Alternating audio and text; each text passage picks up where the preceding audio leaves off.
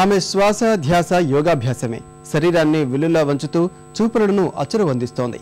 దేహంలో ఎముకలే లేవా అనే అనుమానాలు రేకెత్తించే విన్యాసాలతో మంత్రముగ్ధులను చేస్తోంది.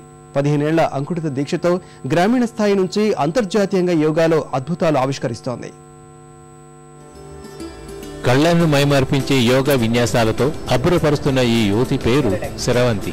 ప్రకాశం జిల్లా ఇంకోలుకు చెందిన ఈమె యోగాలో తనకంటూ ఓ మైలురాయిని సృష్టించుకోవడమే లక్ష్యంగా ముందుకు సాగుతోంది.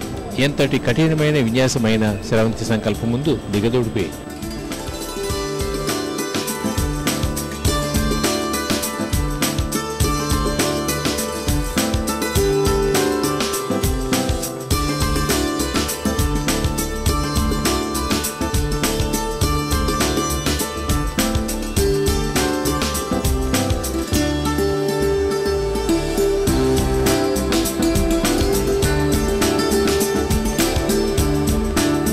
శరవంతికి చిన్నతనం నుంచే కష్టాల సహవాసం తప్పలేదు.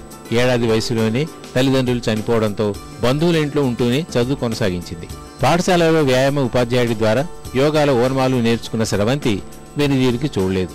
ప్రతిభా పాఠవాలతో జిల్లా, రాష్ట్ర, జాతీయ స్థాయిలో అనేక పథకాలు సాధించి స్థానాన్ని పదిలిపరుచుకుంది.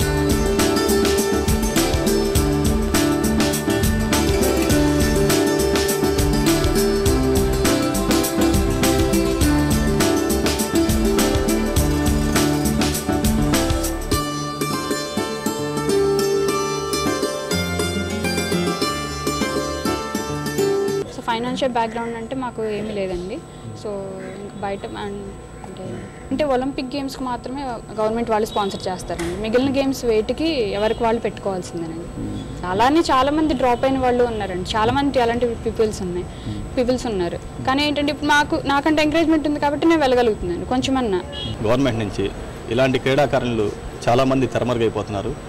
ప్రభుత్వం దీని మీద దృష్టి సారించి అన్ని క్రీడలకు ఎలాంటి ప్రోత్సాహం అయితే ఇస్తున్నారో అలాంటి ప్రోత్సాహం ఈఎంఐ కూడా ఇవ్వాలని చేస్తున్నాను. స్పోర్ట్స్ చేస్తే ఎడ్యుకేషన్ చదవలేదు, ఎడ్యుకేషన్ చేస్తే స్పోర్ట్స్ చేయలేదు. బట్ ఈ రెండాటిని కూడా బ్యాలెన్స్గా చేసిన అమ్మాయిని నేను చూసి ఫస్ట్ మొట్టమొదటిసారిగా ఇంజనీరింగ్ పూర్తి చేసిన శరవంతి జీవిత లక్ష్యమైన యోగా సాధనను మాత్రం విడిచిపెట్టలేదు.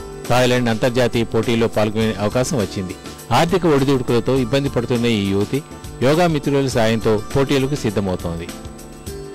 సమస్యలనే సవాళ్లుగా స్వీకరించిన శరవంతి లక్ష్య సాధన దిశగా అడుగులు వేస్తోంది.